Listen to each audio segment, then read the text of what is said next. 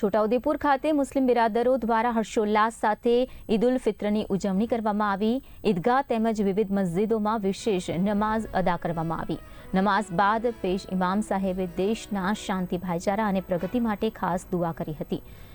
તો હિજરી કેલેન્ડર અનુસાર સવાલ મહિનાના પ્રથમ દિવસે મનાવવામાં આવતો આ પવિત્ર તહેવાર રમઝાન મહિનાના રોઝા ઉપવાસની સમાપ્તિ અને નવા મહિનાની શરૂઆતનું પ્રતીક ગણાય છે। આ દિવસે મુસ્લિમ સમાજ નવા કપડાં પહેરી વિશેષ નમાઝ અદા કરી અને એકબીજાને શુભેચ્છાઓ પાઠવી ભાઈચારા અને એકતાનો સંદેશ આપે છે। ઈદની શુભેચ્છા પાઠવવા માટે સાંસદ જશુભાઈ રાઠવા સહિત હિન્દુ સમાજના અગ્રણીઓ પણ ઈદગાહ ખાતે ઉપસ્થિત રહ્યા હતા। તેમણે મુસ્લિમ બિરાદરોને પવિત્ર રમઝાન ઈદની શુભેચ્છાઓ પાઠવી હતી। મુસ્લિમોનો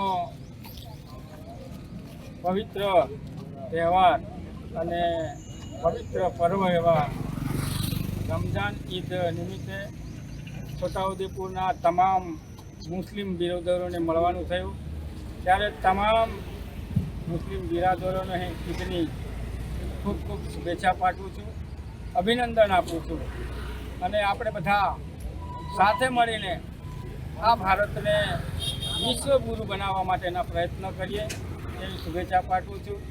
અને મુસ્લિમોનો હર હંમેશા સાથ રહ્યો છે અને સાથ રહેશે એ સાથે અમે આજે છોટાઉદેપુર ખાતે ભાઈચારાથી ઈદનું મિલન